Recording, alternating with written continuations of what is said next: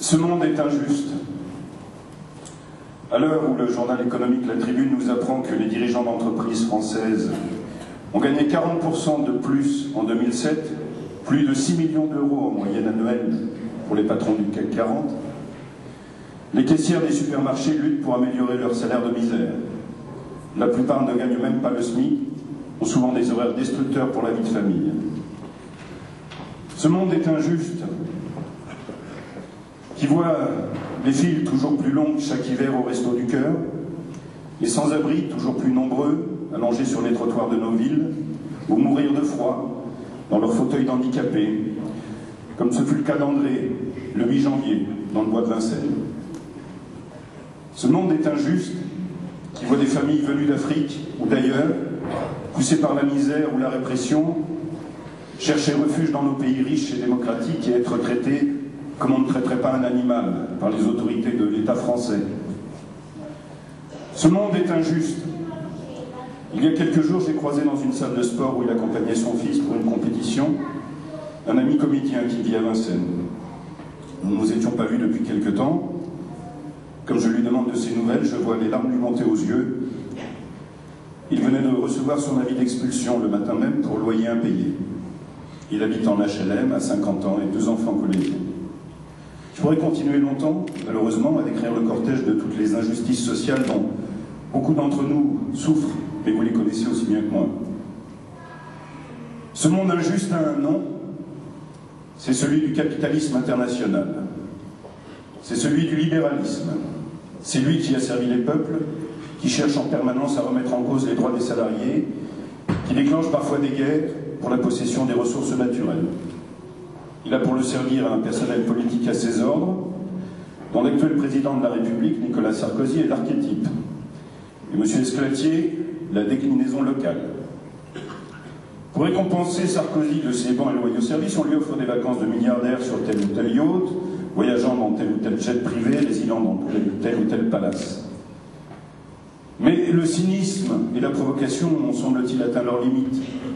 Et nos concitoyens, de plus en plus nombreux, se rendent compte qu'ils ont été abusés par l'insupportable démagogie de Sarkozy. Ce monde injuste du capitalisme international est un monde dangereux. Dangereux pour les humains et dangereux pour la planète. La recherche du profit par tous les moyens, sans autre justification que le profit lui-même, entraîne de graves déséquilibres écologiques. Les écologistes et les scientifiques du monde entier ne cessent depuis des années de tirer la sonnette d'alarme. Plus personne ne nie à l'heure actuelle, à part peut-être notre dégraisseur de mammouth national, Claude Allègre, plus personne ne nie la réalité du réchauffement climatique et que ce réchauffement soit principalement dû aux activités humaines. Cette question du réchauffement n'est pas un gadget écolo, c'est sans doute le problème majeur auquel l'humanité va avoir à faire face au XXIe siècle, par toutes les conséquences qu'il entraîne.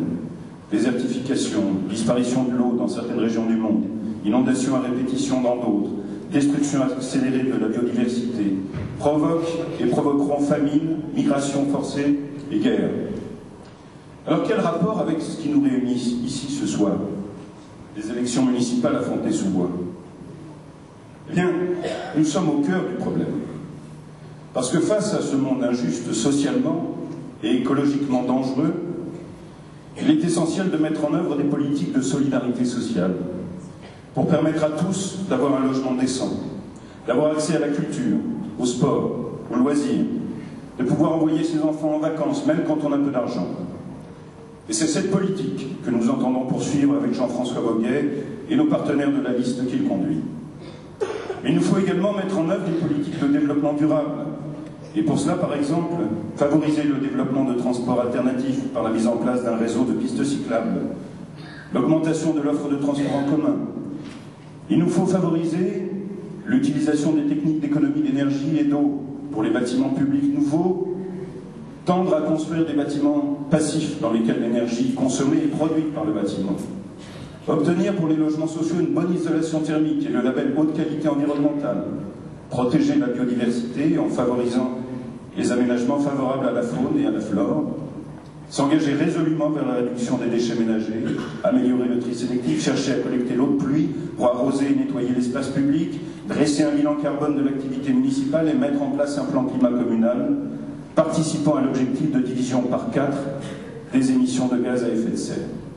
Ce sont là quelques-unes des mesures que les Verts s'emploieront à mettre en œuvre avec nos partenaires dans la future majorité qui, je l'espère, sortira des urnes dès le 9 mars prochain. Alors oui, je vous appelle à voter massivement pour la liste d'union conduite par Jean-François Weugué. Merci.